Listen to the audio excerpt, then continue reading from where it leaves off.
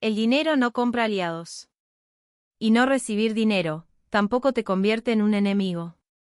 He trabajado 30 años en el servicio diplomático de una de las mayores potencias del mundo, y sin embargo, esta simple verdad fue una lección que nunca pude aprender del todo. De hecho, había aprendido exactamente lo contrario. Permítanme presentarme. Mi nombre es Artur Guayase. Fui un alto consejero en el Ministerio de Asuntos Exteriores y ahora dedico mis días a investigar la seguridad energética de Medio Oriente en un prestigioso instituto de estudios estratégicos en Ginebra.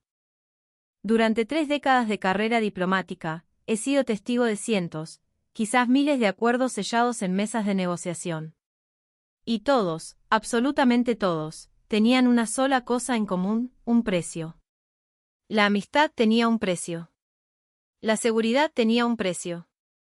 La lealtad tenía un precio. Yo creía en eso con la convicción de un dogma religioso. Creía en ello hasta el día en que presencié lo que ocurrió en el Estrecho de Hormuz. A principios de este año, la guerra en Medio Oriente llegó a su fin. La palabra tregua adornaba los titulares de todos los periódicos y, según me contaron, en Washington se descorcharon botellas de champán. Sin embargo, en la sala de crisis de mi ministerio, yo no tenía ningún motivo para celebrar. La tinta del acuerdo de paz apenas se había secado cuando llegó una orden directa desde Washington. Un ultimátum.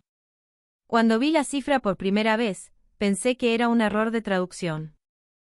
Un aumento del 400% en las tarifas de escolta para los petroleros que cruzaban el Estrecho de Hormuz. Sí, leyeron bien.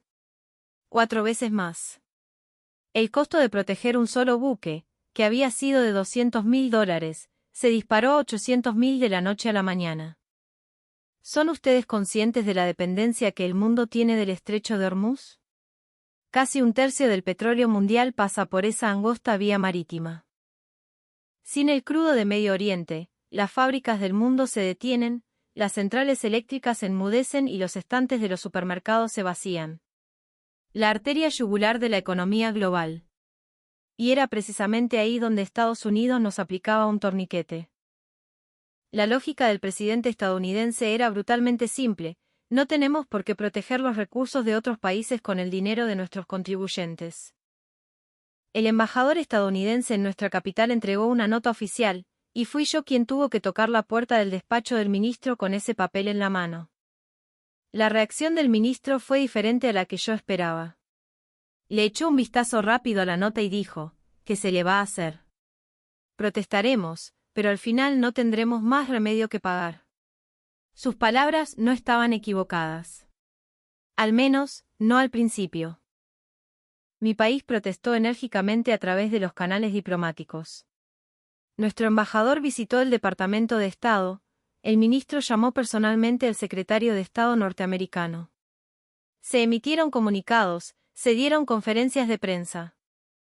Pero después de todo ese ruido, al final, sacamos la chequera. Yo fui uno de los que firmó esa decisión. Un pago de miles de millones de dólares en concepto de contribución a la escolta. En ese momento, no lo consideré una vergüenza. Hasta ese momento. Arabia Saudita también se enfureció, pero no tuvo más opción que sentarse a negociar. Europa hizo lo mismo. La arrogancia estadounidense parecía justificada por la cruda realidad del poder. El problema vino después. El comandante de la Quinta Flota, el almirante Robert Sorenson, un hombre que era la personificación del orgullo militar estadounidense, graduado con honores de Annapolis y condecorado en la Guerra del Golfo. Envió un telegrama desde su cuartel general en Bahrein que se convertiría en el detonante de la peor crisis que habíamos visto en décadas. El mensaje era tajante: cesar de inmediato la escolta a cualquier buque cuyo pago no se haya efectuado. Un aliado que no paga no merece ser defendido. Leí ese telegrama en mi despacho en Ginebra. Bajo la luz fluorescente de la sala de crisis, con una taza de café frío en la mano, lo leí una y otra vez, pero el significado no cambiaba. ¿Ustedes saben lo que es el Estrecho de Hormuz? Es una vía de agua de apenas 54 kilómetros de ancho por donde transita 1/3 del petróleo del mundo. Un lugar donde decenas de superpetroleros pasan cada día conteniendo la respiración, con la costa iraní a la vista. Suspender la escolta en un lugar así era como quitarle el perro pastor a un rebaño de ovejas y soltarla frente a una manada de lobos. 4 días después de la orden de Sorenson, 12 superpetroleros de bandera saudita se detuvieron en la entrada del estrecho. 12 gigantes de acero, cargados con 3 millones de barriles de crudo cada uno, quedaron inmóviles, flotando como una hilera de ballenas muertas en el Golfo Pérsico. El responsable de energía de mi ministerio corrió hacia mi escritorio mientras observábamos las imágenes satelitales. Su rostro estaba pálido como el papel. Señor consejero, 3 de esos petroleros llevan crudo destinado a nuestras refinerías. Fue entonces cuando sentí en cada fibra de mi ser que esto ya no era un simple problema de negociación diplomática. Y entonces, Irán movió ficha. El comandante de la Marina de la Guardia Revolucionaria declaró en la televisión estatal: los petroleros indefensos serán considerados una fuerza hostil que amenaza nuestra soberanía territorial. Si no se retiran en 48 horas, tomaremos las medidas necesarias. ¿Comprenden el peso de esas 2 palabras? Medidas necesarias. Las imágenes satelitales ya mostraban las lanzaderas de misiles antibuque Noor, desplegadas a lo largo de la costa iraní. Incluso había rastros de la activación de sus radares de puntería. Aquello no era una amenaza. Era una preparación. El teléfono en la sala de crisis de Ginebra no paraba de sonar. Washington, Bruselas, Abu Dhabi, Riad. Todos hacían la misma pregunta: ¿y ahora qué? Yo no tenía ninguna respuesta. El reloj de las 48 horas corría. El precio internacional del crudo comenzó a dispararse como un animal enloquecido. El barril de Brent, que estaba a $120, alcanzó los 180 en 2 días. Al cuarto día, superó los $250. La bolsa de Tokio se desplomó. Recuerdo que estaba desayunando mientras veía las noticias esa mañana, y tuve que dejarlos cubiertos. El Nikkei había caído 2.400 puntos en los primeros 30 minutos de cotización, provocando una quiebra en cadena de las empresas energéticas. El distrito financiero de Londres estaba sumido en el mismo caos. En pocas palabras, el corazón de la economía mundial estaba dejando de recibir sangre. Nuestra sala de crisis se convirtió en un campo de batalla. Monitores parpadeando con alertas rojas, teléfonos sonando sin cesar. Llamé directamente al director general de la Agencia de Recursos y Energía. Si el precio del crudo se mantiene en $250 por barril, ¿cuánto tiempo puede resistir nuestra economía? Hubo un breve silencio. Como mucho, 3 meses, señor consejero. Después de eso, las fábricas tendrán que empezar a cerrar. Colgué el teléfono y miré por la ventana. El cielo de Ginebra estaba azul y sereno, como si nada ocurriera en el mundo. Mientras tanto, en nuestra capital, se celebraba una reunión de emergencia conjunta entre el Ministerio de Asuntos Exteriores y el de Defensa. Escuché una propuesta: enviar 2 de nuestros buques de escolta a la región de Hormuz.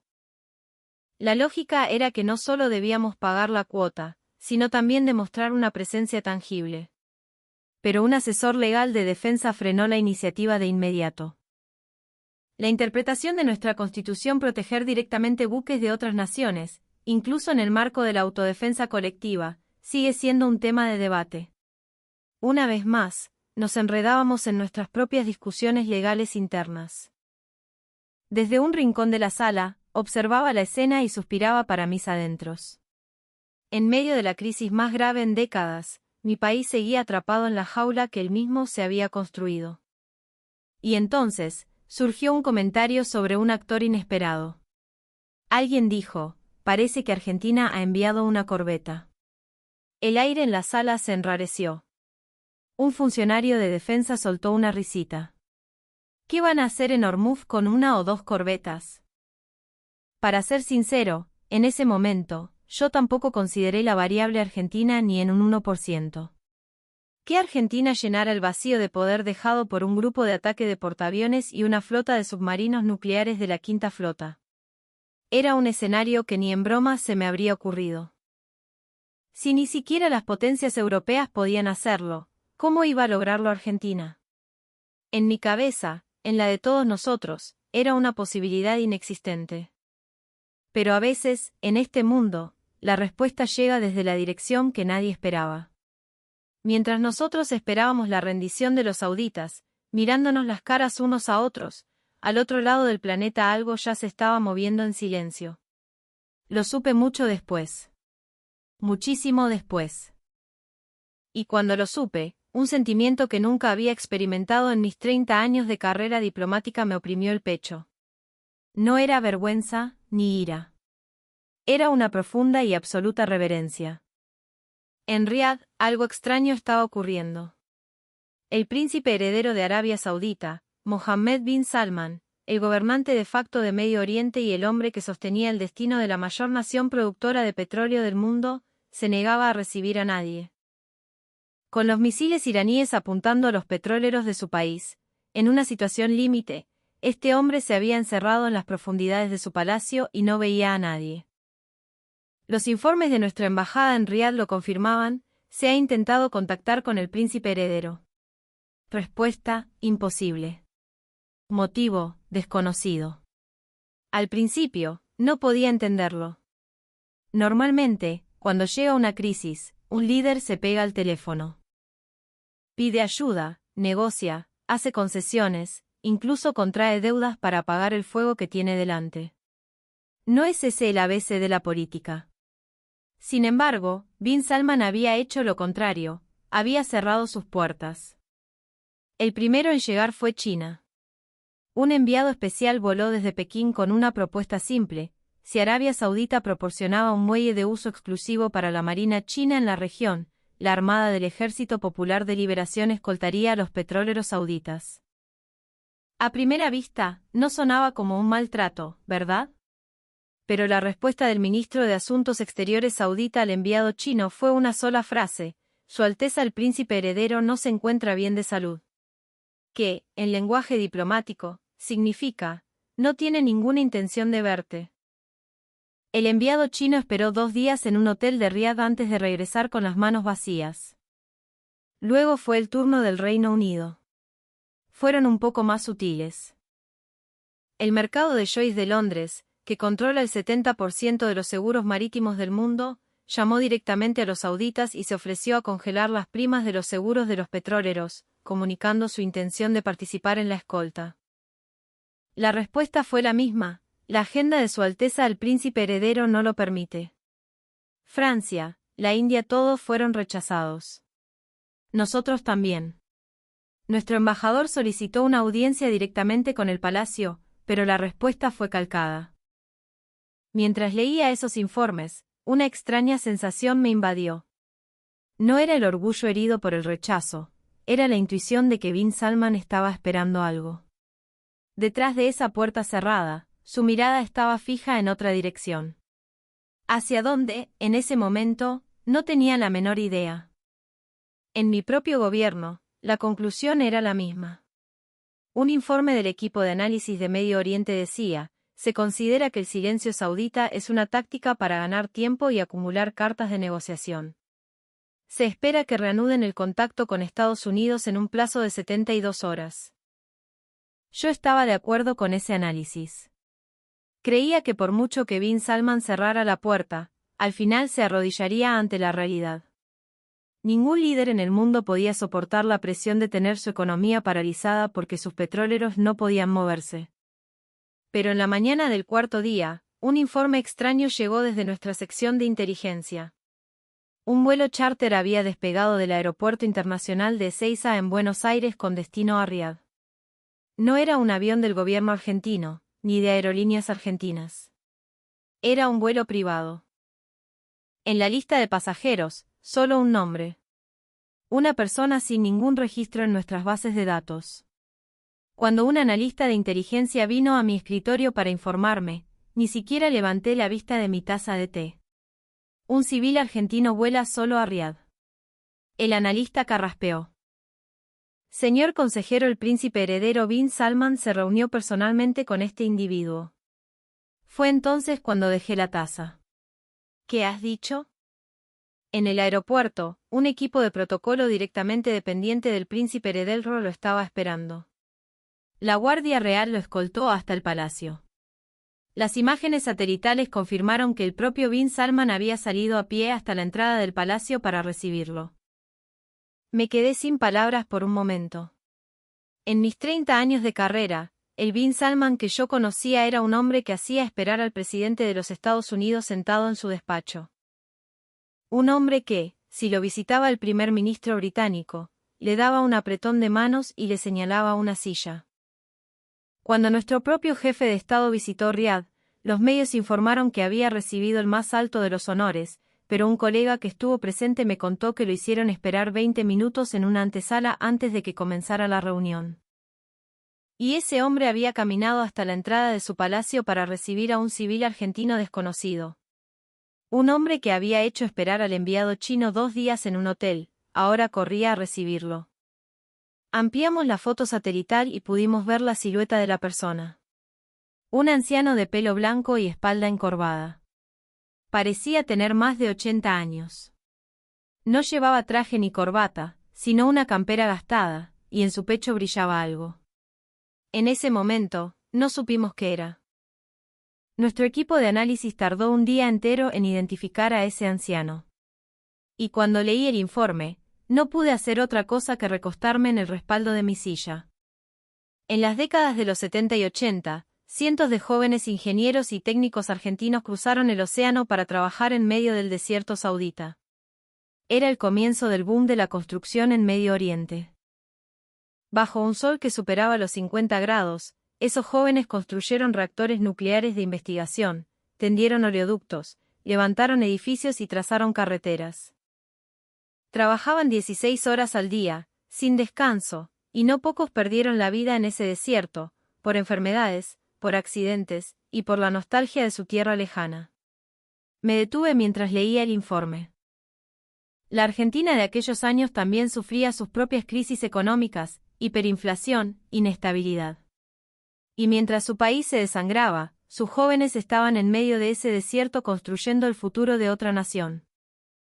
Había leído sobre la cooperación de INVAP en la construcción de reactores para Argelia, Perú o Australia, pero nunca había pensado que esa historia, esa semilla plantada décadas atrás, tuviera conexión alguna con la crisis actual. El anciano invitado al palacio era, precisamente, un sobreviviente de aquella época. Un ingeniero argentino que en su juventud, con apenas 23 años, había participado en la construcción de infraestructura energética en Hawái. Ahora, más de 50 años después, con 86 años, se encontraba en el Palacio de Riad. Lo que le mostró a Bin Salman no fue un documento ni un contrato. Fue esa cosa brillante que llevaba en el pecho, una vieja chapa de identificación metálica y oxidada. La identificación que le habían dado en la obra de Hawái. En una cara, grabado en español y números arábigos, estaba su número de trabajador. Al darle la vuelta, había una inscripción. Unas palabras escritas en árabe.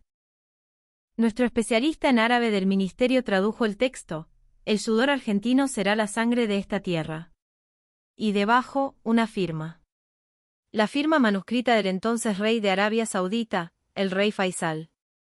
Leí esa traducción una y otra vez.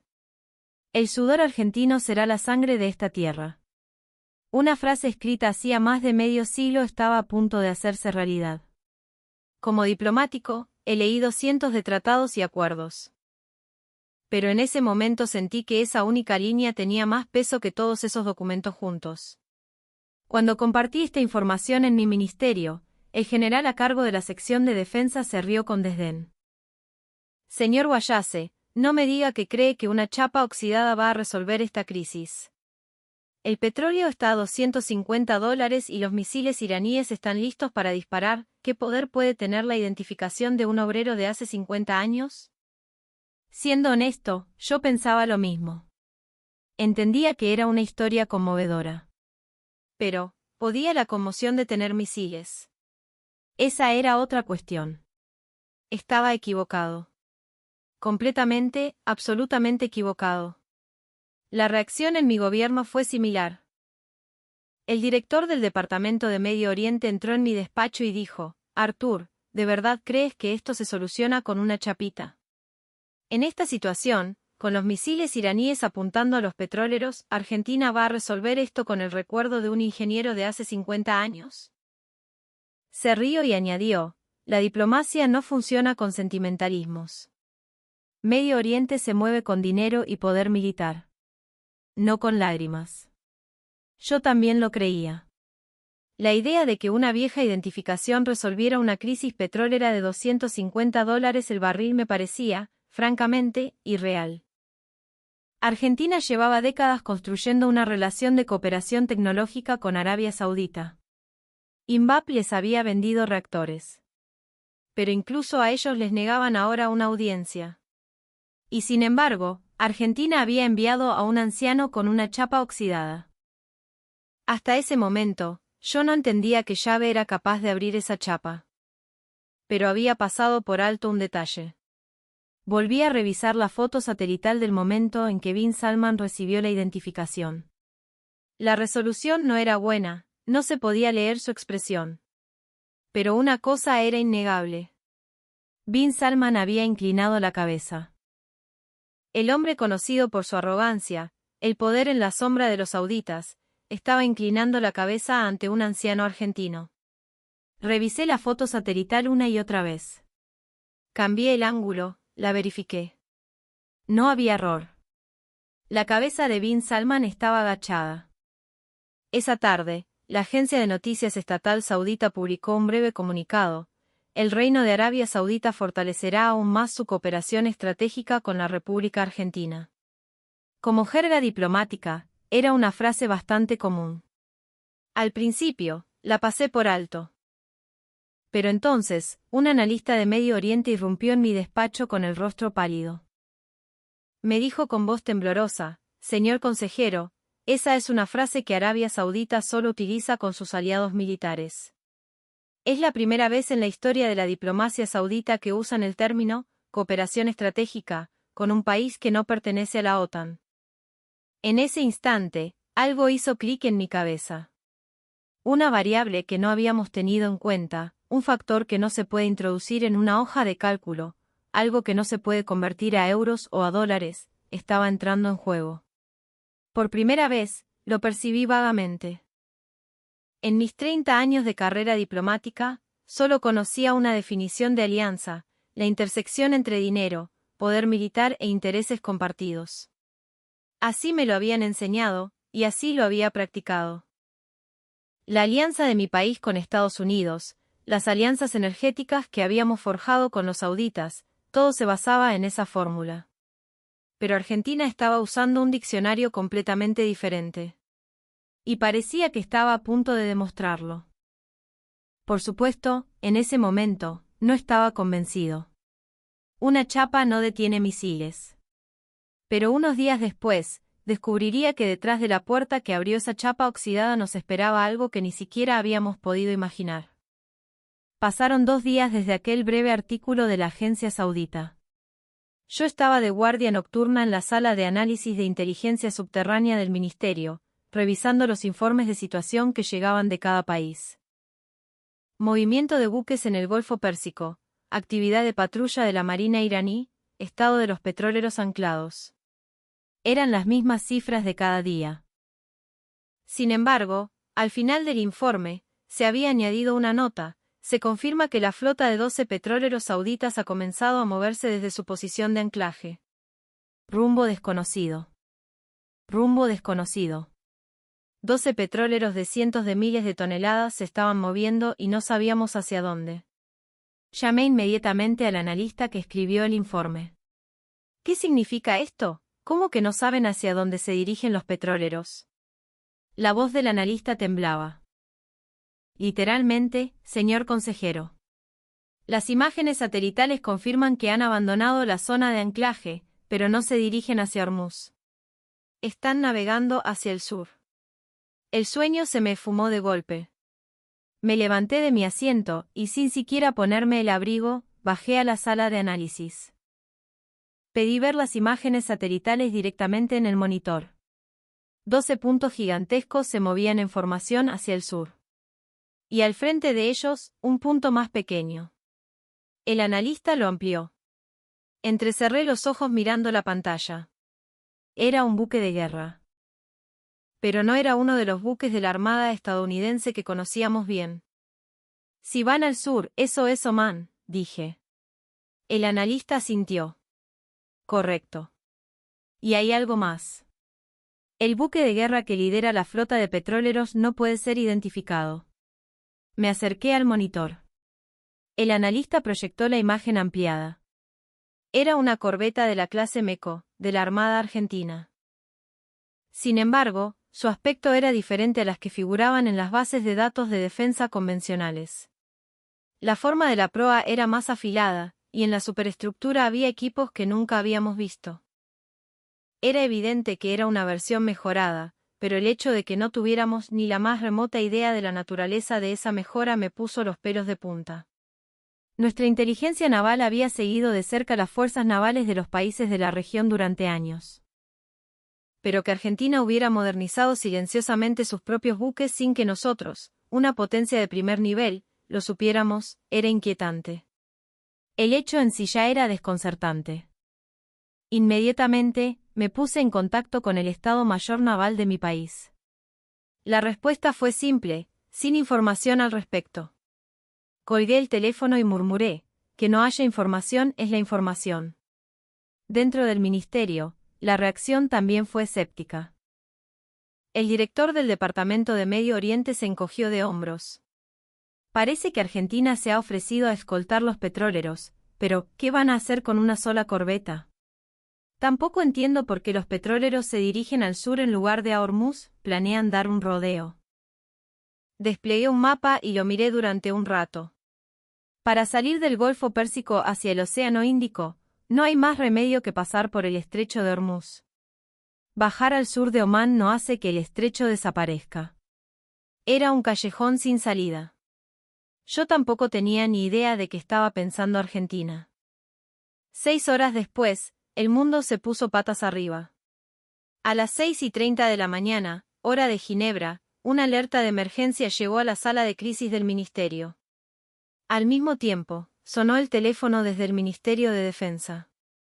El rostro del analista que tomó la llamada se contrajo. Señor consejero, los petroleros han desaparecido. Creí haber oído mal. ¿Qué has dicho?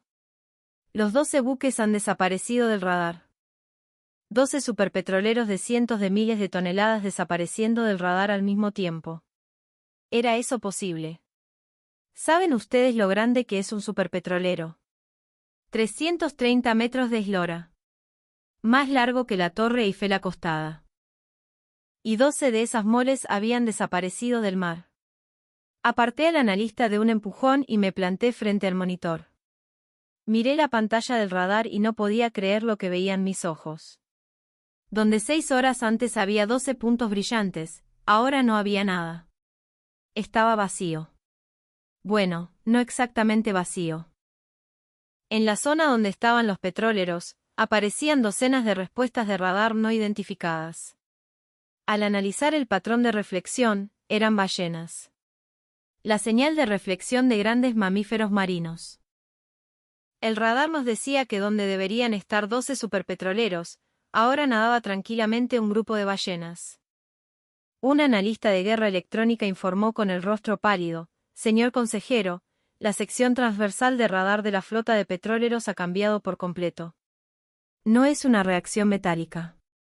Es como si los propios cascos estuvieran absorbiendo y reemitiendo las ondas electromagnéticas. ¿Qué significa eso?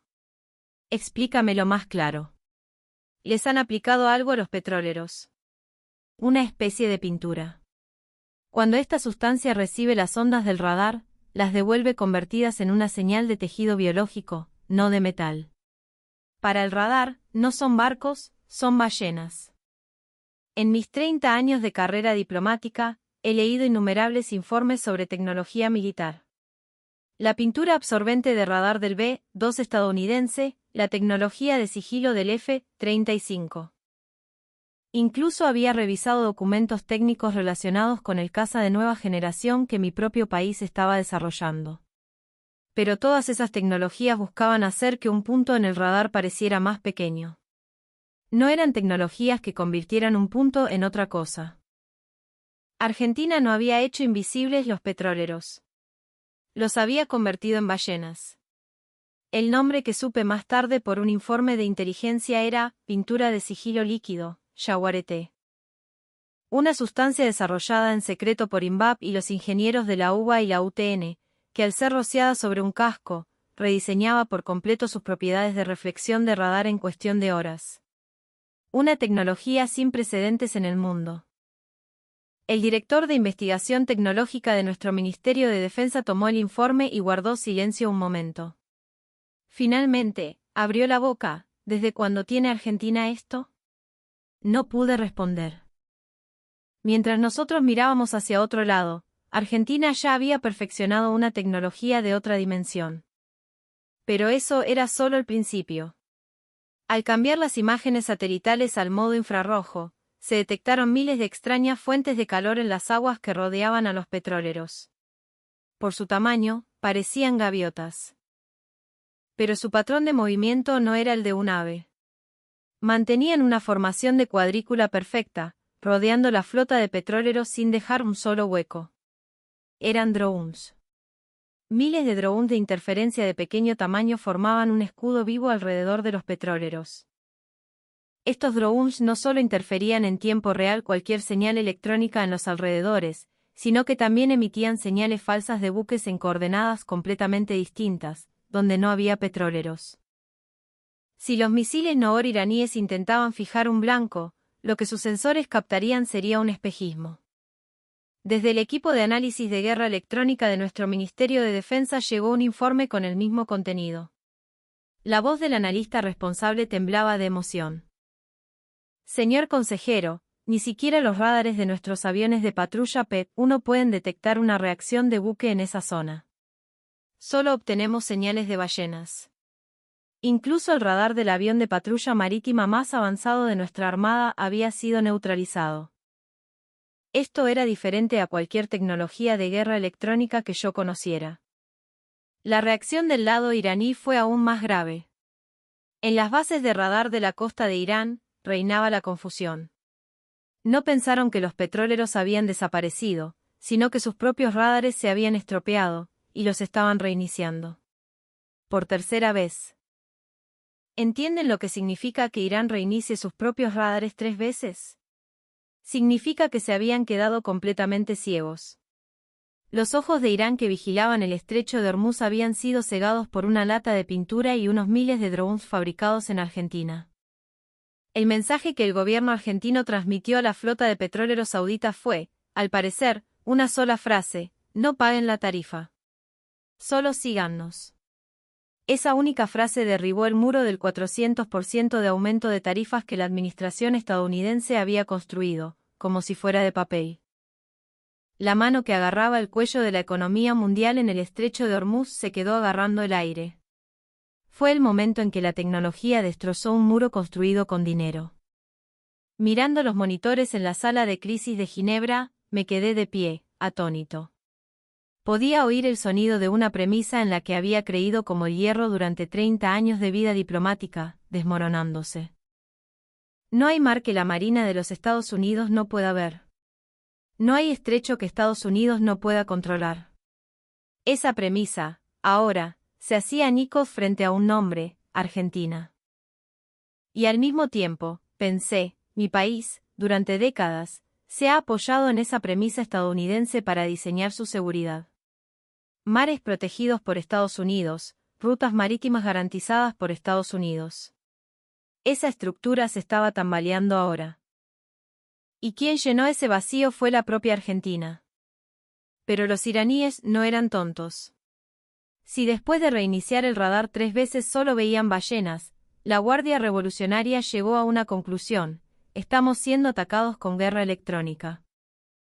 Y la respuesta que eligieron fue el método más primitivo y, a la vez, el más seguro que un militar puede tomar: si no puedes ver al enemigo, dispárale a todo lo que se mueva.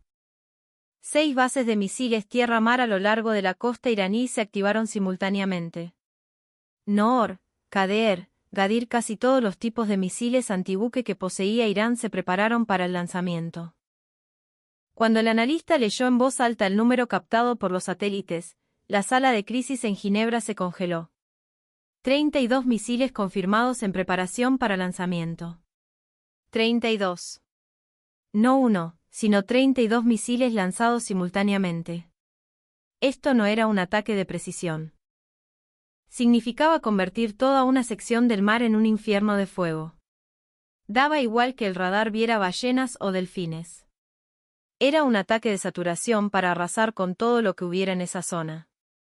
Ni sigilo ni nada. Ante una lluvia de misiles, no hay defensa que valga. Inmediatamente, envié un informe a la oficina de nuestro jefe de gobierno. Recibí una llamada de su gabinete. La pregunta era si no deberíamos reconsiderar el envío de nuestras propias fuerzas. Respondí con franqueza: actualmente, quien está llevando a cabo la operación en esa zona es la Armada Argentina. No tenemos ni espacio ni justificación para intervenir. Hubo un breve silencio al otro lado de la línea. Yo conocía el significado de ese silencio. Mi país, en ese momento, también era un mero espectador. Y cuando volvieron a llamar de nuestro Ministerio de Defensa, el mensaje que transmitieron tenía un aire extraño. Irán había iniciado finalmente la cuenta atrás para el lanzamiento. 32 misiles. No hubo ninguna señal de advertencia a la corbeta argentina. En lugar de peaje, habían elegido los misiles para la flota que intentaba cruzar las aguas territoriales iraníes sin pagar. Me mordí el labio mirando el monitor. Una sola corbeta argentina frente a 32 misiles antibuques supersónicos. La imagen no se me iba de la cabeza. No pasé por alto el tono de su voz. Había gente en mi propio gobierno que deseaba que Irán disparara. Algunos en el Ministerio de Defensa dejaban caer comentarios como que Argentina debería aprender una buena lección esta vez. Que haber ido con una sola corbeta era una imprudencia. Había una psicología retorcida que deseaba ver cómo la defensa de la corbeta argentina, su pintura de sigilo y sus drones, se hacía a pedazos ante la lluvia de misiles. Así podrían demostrar que su juicio había sido correcto. Que una chapa oxidada no puede detener una guerra. Cada vez que escuchaba esas palabras, cerraba la boca. Pero en mi interior, un sentimiento diferente comenzaba a crecer. El lanzamiento comenzó. En las imágenes térmicas del satélite, 6 destellos brillantes florecieron simultáneamente a lo largo de la costa iraní. Los misiles Noor salieron primero, seguidos por los Qadeer. 32 bolas de fuego volando a 3 metros sobre la superficie del agua, lamiendo el mar. El patrón de ataque más letal de un misil antibuque de vuelo rasante. Al volar pegados al agua, el tiempo disponible para la intercepción es extremadamente corto. En el monitor central de la sala de crisis, las trayectorias de los misiles comenzaron a dibujarse como líneas rojas. 32 líneas rojas que se extendían en abanico, abalanzándose sobre la zona donde se estimaba que estaba la flota argentina. En la esquina del monitor apareció el tiempo estimado de impacto, 3 minutos y 20 segundos. A través de la línea de comunicación con defensa, se escuchó una voz: Argentina debería empezar a responder al fuego, pero no hay reacción alguna, ni siquiera una señal de preparación para el combate. Nada. Silencio. Demasiado silencio. Yo también empecé a inquietarme. 32 misiles volando hacia ellos y ninguna reacción. ¿El capitán se había quedado paralizado de miedo? ¿O el equipo había fallado? Por más que intentaba pensar con calma, no podía olvidar que los petroleros llevaban 3 millones de barriles de crudo. Si eso ardía en el mar, el Golfo Pérsico entero se convertiría en un infierno. Tiempo estimado de impacto, 2 minutos 40 segundos. 2 minutos 30 segundos. 2 minutos 20 segundos. Seguía sin haber reacción alguna de la flota argentina. Uno de los analistas murmuró en voz baja: se acabó. Esa flota está acabada. 2 minutos 10 segundos. Fue en ese preciso instante. En la imagen infrarroja del satélite, la superestructura de la corbeta argentina de repente se volvió blanca incandescente. No era una reacción térmica. Era luz. Una luz cegadora, pero a la vez nítida, concentrada en un solo punto. Era un láser. Un rayo emitido desde el buque argentino atravesó el primer misil 32 segundos antes del impacto previsto. El misil, en pleno vuelo, se partió por la mitad y cayó al mar. No fue una explosión ni un impacto de un proyectil. Fue cercenado por un haz de luz. Y luego el segundo, el tercero, el cuarto. Las líneas rojas del monitor empezaron a desaparecer, una tras otra. Un punto rojo aparecía y desaparecía en menos de 3 segundos. No era uno o dos. La lluvia de luz perseguía sin descanso los misiles que llegaban desde múltiples direcciones simultáneamente. Abatía uno y pasaba al siguiente, con un ritmo preciso y mecánico, como una aguja atravesando una tela. Un analista gritó: 14 interceptados, 20 interceptados. 25, 28. La respiración al otro lado de la línea se volvió agitada. Nadie decía nada. Solo se oía el sonido de la gente conteniendo el aliento. 30, 31. El reloj de la sala de crisis registró la hora en que el último misil se partió en dos sobre el agua, levantando una columna de vapor. Tiempo transcurrido desde la primera intercepción hasta la última, 51 segundos. 32 misiles. 51 segundos. Todos interceptados.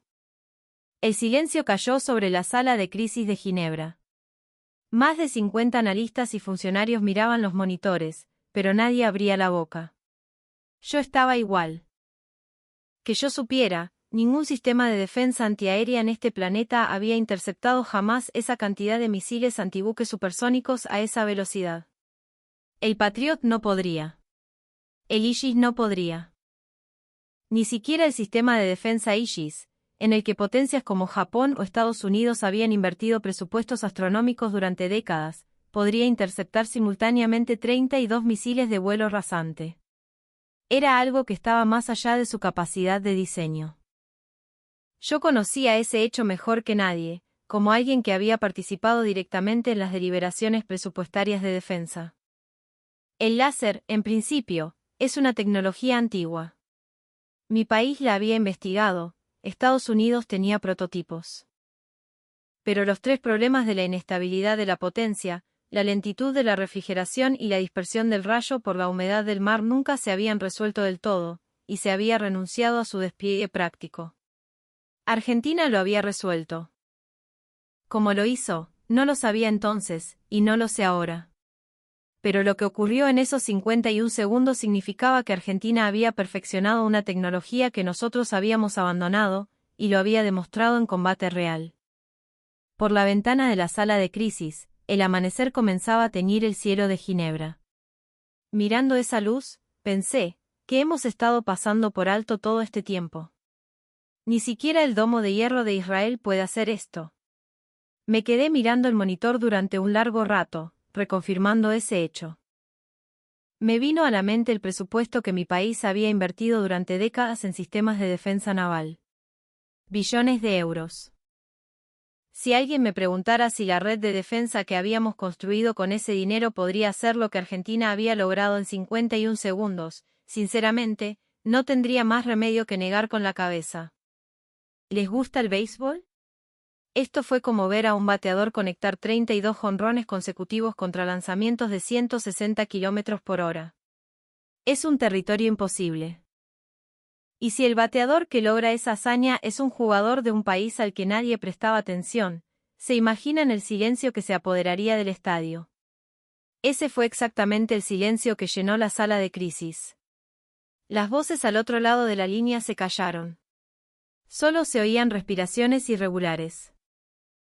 Era como si el sonido de la arrogancia rompiéndose se mezclara con esas respiraciones. 30 minutos después, la flota conjunta argentino-saudita había cruzado por completo el estrecho de Hormuz. Los 12 petroleros, sin un solo rasguño. Sin derramar una sola gota de petróleo al mar. Justo después de salir del estrecho, la corbeta argentina emitió un mensaje por una frecuencia abierta.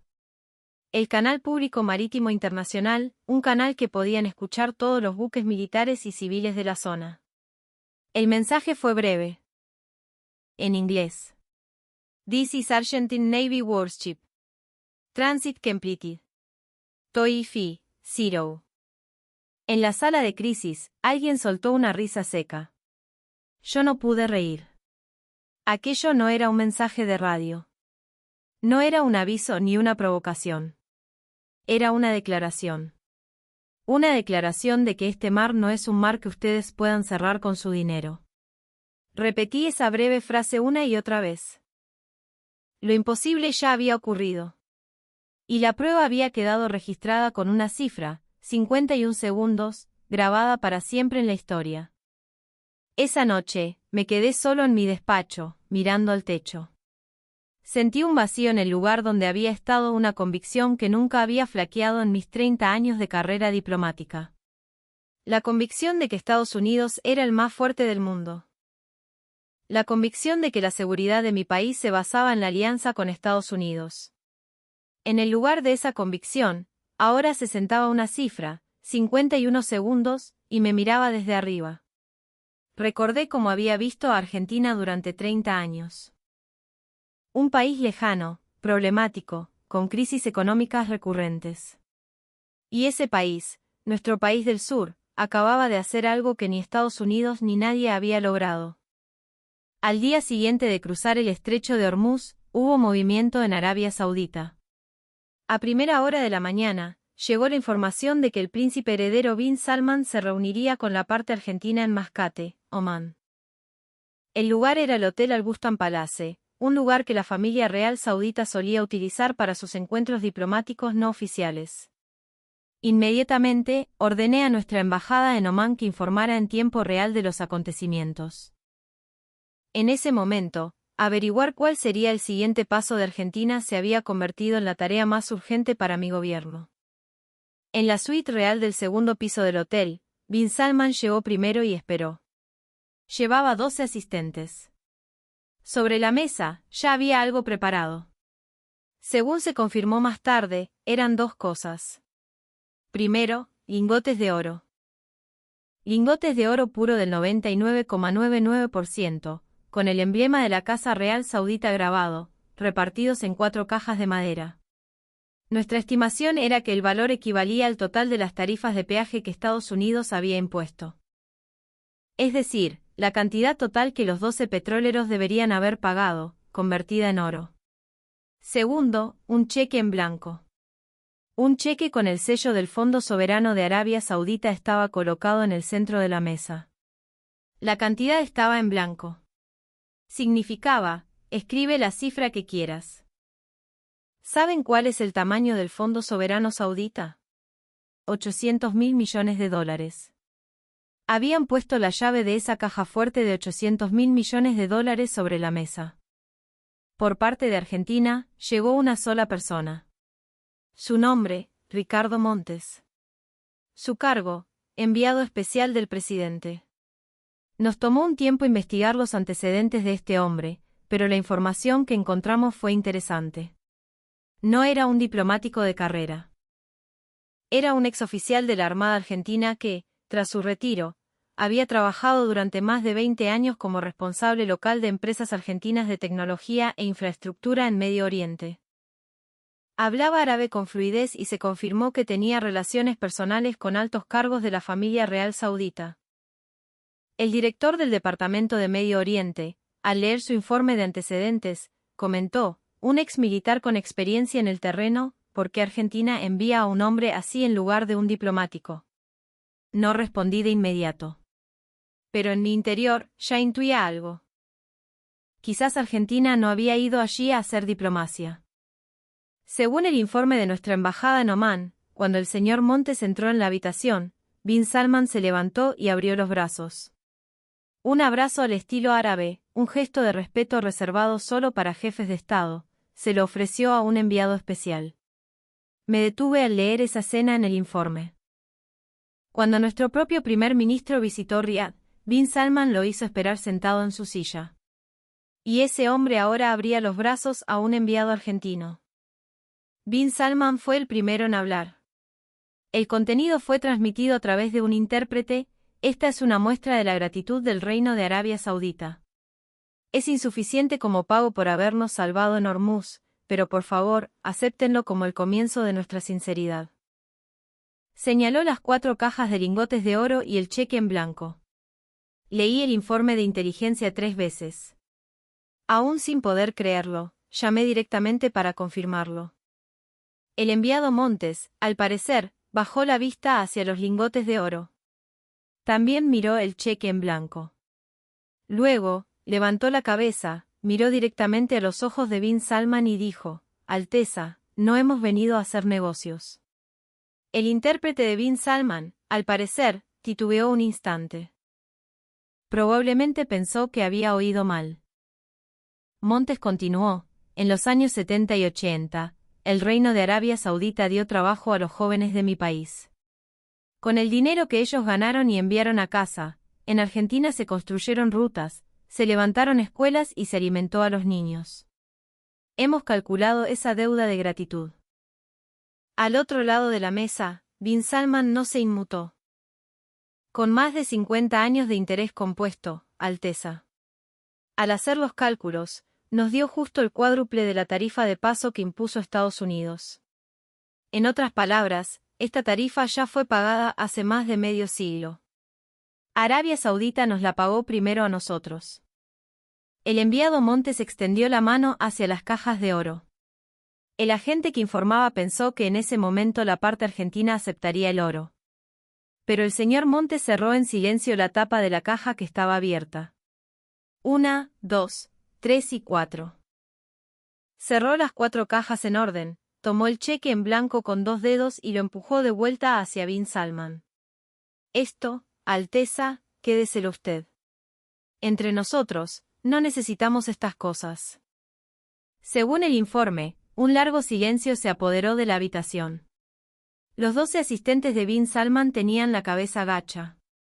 El propio Bin Salman, con los ojos cerrados. Y entonces, Bin Salman pronunció una sola frase. El intérprete dudó en traducirla. El agente local que informaba la transcribió en árabe original. Nuestro traductor la vertió a nuestro idioma: ustedes no son como los americanos. ¿Se dan cuenta del peso de estas palabras? El príncipe heredero de Arabia Saudita, frente a un aliado tradicional de Estados Unidos, dijo: ustedes no son como los americanos. Era un elogio a Argentina y, al mismo tiempo, una declaración de ruptura con Estados Unidos. Mientras leía esa frase, pensé: somos nosotros diferentes a los americanos. Cuando Estados Unidos nos pasó la factura, protestamos, pero al final sacamos la chequera. Esa frase de Bin Salman no estaba dirigida solo a Argentina. Estaba dirigida a todos los países que habíamos seguido la gramática de la alianza al estilo estadounidense. El problema es que esta escena se filtró. En el vestíbulo del Hotel Al-Bustan Palace, estaban apostados periodistas de las principales agencias de noticias de Medio Oriente. La reunión en sí no era secreta, solo el contenido de la conversación. Pero alguien, inmediatamente después de la reunión, obtuvo el contenido de las declaraciones de un asistente saudita que estuvo presente y publicó la noticia. En una hora, las noticias de todo el mundo se revolucionaron. Reuters, Bloomberg, Al Jazeera, CNN. Los titulares eran todos iguales: enviado argentino rechaza miles de millones de dólares de Arabia Saudita. La tarifa fue pagada hace 50 años. El mercado financiero fue el primero en reaccionar. En cuanto abrió el mercado de Nueva York, las acciones relacionadas con Argentina comenzaron a dispararse. Las acciones de la industria de defensa argentina subieron un 30% en un día, la demanda de bonos argentinos se disparó y los tipos de interés cayeron en picado. Por el contrario, las acciones de defensa estadounidenses cayeron en bloque. Los fondos de inversión se volcaron sobre los activos argentinos. Mirando esas cifras en el monitor, sentí una extraña emoción. El mercado siempre huele la verdad antes que las palabras. Y el mercado ya estaba reflejando en sus precios que la batalla que Argentina había ganado no era simplemente un enfrentamiento militar. Pero quienes más se tambalearon fueron los gobiernos. Las llamadas que llegaban al Ministerio de Asuntos Exteriores de mi país se triplicaron. Desde Londres, desde París, desde Abu Dhabi, todos hacían la misma pregunta: ¿cuál creen que será el próximo movimiento de Argentina? No pude responder a esa pregunta. Porque hasta ese momento, no había acertado ni una sola vez el siguiente movimiento de Argentina. No sabía que enviarían a un anciano con una chapa. No sabía que convertirían los petroleros en ballenas. No sabía que derribarían 32 misiles en 51 segundos. No sabía que rechazarían los lingotes de oro. Argentina siempre aparecía desde una dirección que yo no había imaginado.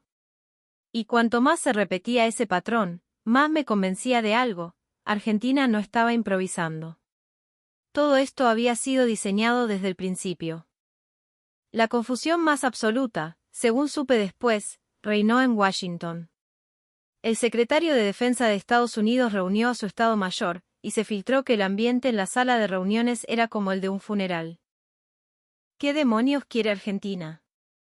No aceptan dinero, no piden territorio, no exigen bases militares, esto no es diplomacia.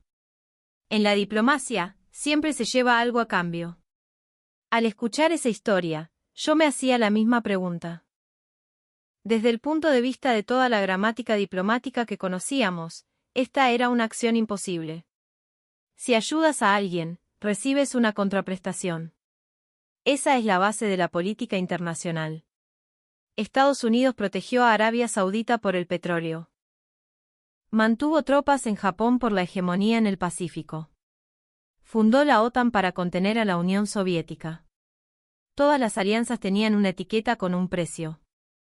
Sin embargo, Argentina había arrancado esa etiqueta.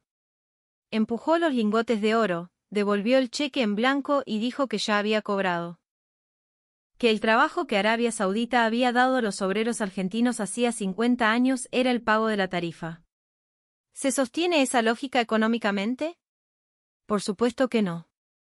El valor del trabajo de construcción en 1973 y el coste de una escolta en Hormuz en 2026 son cifras de otra dimensión.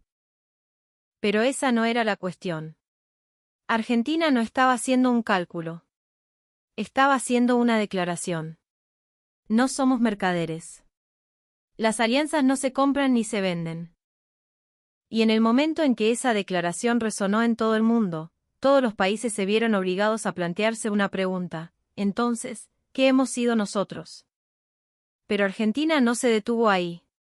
Después de que el enviado Montes cerrara las tapas de las cajas de oro y se marchara del hotel, el lado saudita quedó en un estado de completa confusión. El asistente personal de Bin Salman se puso en contacto urgentemente con el séquito argentino, y la respuesta que recibió fue: el señor Montes volverá a reunirse con ustedes mañana por la mañana. ¿Tiene algo que preparar? ¿Algo que preparar? En mi gobierno, al oír esas palabras, concluimos que Argentina presentaría una contrapropuesta. Que rechazar el oro y el cheque en blanco era una táctica de negociación para exigir algo mucho más grande. Honestamente, yo también lo pensé. Por mucha nobleza y justificación que se invoque, en las transacciones entre estados, nada es gratis.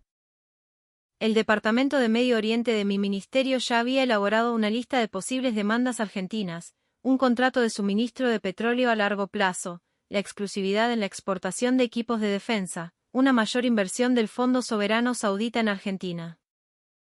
Leí la lista y asentí. Eran predicciones razonables. Pero nos equivocamos de nuevo. Argentina sacó algo que no estaba en ninguna de esas listas. A la mañana siguiente, el enviado Montes apareció de nuevo en el Albustan Palace. Esta vez no estaba solo. Le acompañaban 2 asistentes con maletines. Y lo que desplegaron sobre la mesa no fueron contratos. Eran planos. Los planos de un proyecto elaborado conjuntamente por varios ministerios argentinos. Cuando nuestro analista de árabe tradujo el título, me incliné sobre la silla: Proyecto de transformación de la infraestructura educativa digital integral de Arabia Saudita. Eran escuelas. Lo que Argentina exigía no era petróleo, ni oro, ni bases militares. Eran las escuelas de Arabia Saudita. El enviado Montes le dijo a bin Salman: Alteza, no intente devolvernos el favor. Bin Salman, al parecer, ladeó la cabeza. No devolverlo. Con ese dinero, eduquen a los niños de Arabia Saudita. Hace 50 años, Arabia Saudita dio una oportunidad de trabajo a los jóvenes de mi país. Gracias a eso, hemos podido llegar hasta aquí. Ahora nos toca a nosotros dar una oportunidad a los jóvenes sauditas. Pero el sistema lo implementaremos a la manera argentina. El enviado Montes fue pasando los planos uno por uno mientras explicaba. La construcción de aulas inteligentes de estilo argentino en 7.000 escuelas de todo el país. La introducción de un sistema de aprendizaje personalizado basado en tabletas. La conexión con las plataformas de educación online de las universidades públicas argentinas, como la UBA o la UTN. Un programa de formación en métodos de enseñanza argentinos para 20.000 profesores sauditas. Y un proyecto para transformar todo el sistema administrativo saudita al modelo de gobierno electrónico argentino. ¿Saben ustedes dónde se sitúa Argentina en los rankings de talento digital y servicios basados en el conocimiento? Es una potencia exportadora. Mientras tanto, en Arabia Saudita, para registrarse, pagar impuestos, gestionar propiedades o acceder a la sanidad y la educación, todavía hay que ir en persona a una oficina a presentar papeles. Argentina se ofrecía a cerrar esa brecha. Mientras leía el informe, dejé el lápiz que tenía en la mano. Esto no era simple ayuda. La ayuda consiste en dar dinero y punto. Lo que Argentina proponía era cambiar el sistema operativo de la nación saudita. Si en la escuela se enseña al estilo argentino, y en la administración se gestiona al estilo argentino, en 10 años, la joven generación de sauditas pensará a la manera argentina. Así como Estados Unidos se metió en la cabeza del mundo con el inglés y Hollywood, Argentina, con la educación y la tecnología, se estaba metiendo de forma silenciosa pero profunda en el futuro de Arabia Saudita. La reacción de bin Salman quedó registrada en el informe. Cuando la explicación del enviado Montes terminó, bin Salman se quedó mirando la última página de los planos. Esa página mostraba un render de una escuela inteligente saudita ya terminada. El diseño del edificio fusionaba el estilo tradicional saudita con la arquitectura moderna argentina. Bin Salman, al parecer, se frotó los ojos. El informe no confirmaba si había llorado, pero sí registraba que se llevó la mano a los ojos. Le dijo al señor Montes: ¿ha oído hablar de la Visión 2030? Es mi plan para abandonar la dependencia del petróleo y hacer la transición a una economía basada en el conocimiento. Durante 2 años, he recibido millones de dólares en informes de consultoría. McKinsey, Boston Consulting, Goldman Sachs, todos trajeron números y gráficos. Pero nadie trajo esto. Bin Salman señaló el render de la escuela y dijo: a los niños. Nadie habló de nuestros niños. La firma se realizó en el acto. Se asignaron 20.000 millones de dólares del Fondo Soberano Saudita a este proyecto. Y la última cláusula del contrato, el envío de 10.000 becarios sauditas a Argentina cada año. Eso significaba que en los próximos 30 años, 300.000 miembros de la élite saudita se educarían en Argentina y regresarían a su país. Esos 300.000 se convertirían en ministros, directores de empresa y rectores de universidad en Arabia Saudita. Nacería una clase dirigente saudita que hablaría español, entendería la cultura argentina y pensaría a la manera argentina. Durante 70 años, Estados Unidos les vendió a los sauditas F-15, misiles Patriot y tanques Abrams. Miles de millones de dólares en armas. Sin embargo, Argentina dijo que construiría escuelas, y Arabia Saudita firmó entre lágrimas. No perdimos en el estrecho de Hormuz. Perdimos sobre la mesa de esa sala de reuniones. La intercepción láser de 51 segundos fue increíble, y la pintura de sigilo fue asombrosa. Pero la batalla que Argentina realmente ganó fue una batalla que no se libró con armas, sino con un proyecto. La tecnología detuvo los misiles, pero la visión conquistó a Arabia Saudita. Una semana después, Saudi Aramco emitió un comunicado oficial. Recuerdo ese momento con precisión. Era de madrugada en Ginebra. Estaba durmiendo una siesta en un sofá del ministerio. Llevaba días sin dormir bien. Sonó una notificación y me incorporé por instinto. En la pantalla apareció el comunicado oficial de Saudi Aramco. Al leer la primera línea, no es que se me quitara el sueño, es que pensé que se me paraba el corazón. Para la liquidación de las transacciones de crudo saudita, se adoptará oficialmente, además del dólar estadounidense y el euro, el peso argentino. El peso argentino se añadía como moneda de pago del petróleo. Desde 1971, el petróleo del mundo se había negociado exclusivamente en dólares estadounidenses. El sistema del petrodólar. Arabia Saudita vendía su petróleo y recibía dólares, y esos dólares se reinvertían en bonos del Tesoro estadounidense. Este sistema era el segundo corazón de la economía estadounidense. Y ese corazón empezaba a tener una fisura. 30 minutos después del anuncio de Aramco, el economista jefe de Goldman Sachs emitió un informe de emergencia, grietas en el sistema del petrodólar, el amanecer de la era de las monedas emergentes. El índice del dólar cayó un 2% en las operaciones fuera de hora y acumuló una caída de casi el 5% en 4 semanas. El valor del peso, por el contrario, se disparó. El pánico se apoderó de Washington. Una cascada de petroestados del Golfo comenzó a seguir el ejemplo de Arabia Saudita. Qatar inició conversaciones con Argentina para liquidar sus ventas de GNL en pesos. Kuwait y los Emiratos Árabes Unidos se movieron en la misma dirección. Era un efecto dominó. Y mientras tanto, la apoteosis. Bin Salman declaró a Argentina como un aliado estratégico de por vida, y en una conferencia de prensa, pronunció unas palabras que dieron la vuelta al mundo: Estados Unidos trajo contratos. Argentina trajo el corazón. En mi despacho, mientras leía esa frase, miré por la ventana durante un largo rato. ¿Qué habíamos llevado nosotros? Habíamos llevado contratos. Habíamos llevado euros. Habíamos llevado informes de ayuda al desarrollo. Pero, ¿alguna vez habíamos llevado el corazón? Sinceramente, no podía recordarlo. Llegó la noticia, a través de canales del Departamento de Estado, de que el presidente de Estados Unidos había llamado personalmente al presidente argentino. Era la primera vez desde el inicio de la política de tarifas. La parte argentina, mientras respondía cortésmente, habría dicho: agradecemos la propuesta del señor presidente. Pero ahora mismo tenemos la agenda un poco apretada. Tenemos pendientes las firmas de los acuerdos con los 6 países del Consejo de Cooperación del Golfo.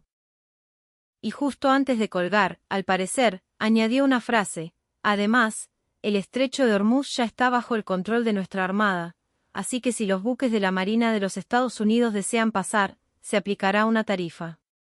Ya sabe, ¿no? Del 400%.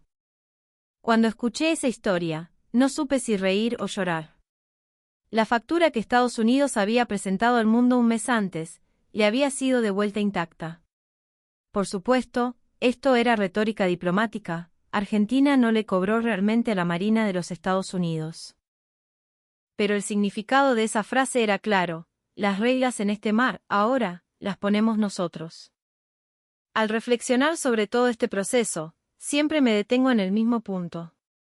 1973, un joven argentino de 23 años, conectando tuberías en medio del desierto de Arabia Saudita. La chapa oxidada en el pecho de ese joven. La promesa de una línea escrita en el reverso de esa chapa. Han pasado más de 50 años. En ese tiempo, Argentina ha cambiado. El país que empuñaba palas en el desierto se convirtió en un país que fabrica pintura que engaña a los radares, que corta misiles supersónicos con luz y que añade su moneda a la liquidación del petróleo. Pero una cosa no cambió. El hecho de cumplir una promesa. El hecho de recordar una deuda de gratitud de hace 50 años. Lo que un portaaviones no pudo hacer, lo hizo una chapa. Lo que un misil Tomahawk no pudo hacer, lo hizo una escuela. Lo que el dólar no pudo hacer, lo hizo el corazón. Hace poco, el Financial Times de Londres publicó un artículo. Forjar una alianza con Argentina es obtener un tesoro que el dinero no puede comprar. Era un artículo que citaba diplomáticos de todo Medio Oriente y Europa, pero una frase se me clavó en el pecho. En esta crisis, Argentina no disparó una sola bala, no recibió un solo centavo, y lo consiguió todo. Es cierto. Argentina lo consiguió todo. Ahora no soy más que un diplomático.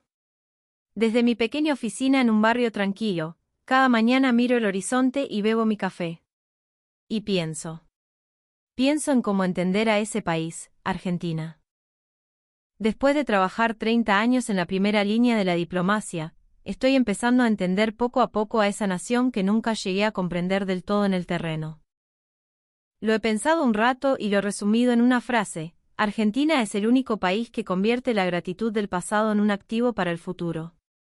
Un país que demuestra la lealtad con tecnología, perpetúa la tecnología con educación y expande la educación en alianzas. Un país capaz de diseñar ese ciclo. Pero hay algo curioso. En medio de todo este revuelo, la propia gente de Argentina no parece especialmente impresionada. Busqué imágenes de noticias en las calles de Buenos Aires, y en la misma semana en que el incidente del Estrecho de Hormuz sacudía al mundo, los argentinos iban a trabajar como de costumbre, comían, hacían horas extras y tomaban el subte. Mientras el mundo entero hablaba del amanecer de una nueva era post-petrodólar, los oficinistas de Buenos Aires parecían más preocupados por el menú del almuerzo o por la última suba de la inflación. Los únicos ciudadanos de este país que asombraba al mundo que no sabían lo increíble que era lo que acababan de lograr, eran ellos mismos. Y quizás, ese sea el punto más aterrador de Argentina. Se dice que el más fuerte es el que no sabe lo fuerte que es. Argentina lo está haciendo a escala nacional. Mientras el sol se oculta, tomo un sorbo de mi café. Me queda un regusto amargo en la boca. ¿Qué era lo que intenté proteger durante 30 años en nombre de la diplomacia? Ahora, por fin, parece que empiezo a verlo claro. Y también, que la forma de protegerlo era completamente diferente a la que conocíamos. ¿Qué llevará Argentina consigo cuando se presente ante el mundo de ahora en adelante? ¿Un contrato o un corazón? A esa pregunta, todavía no he encontrado una respuesta.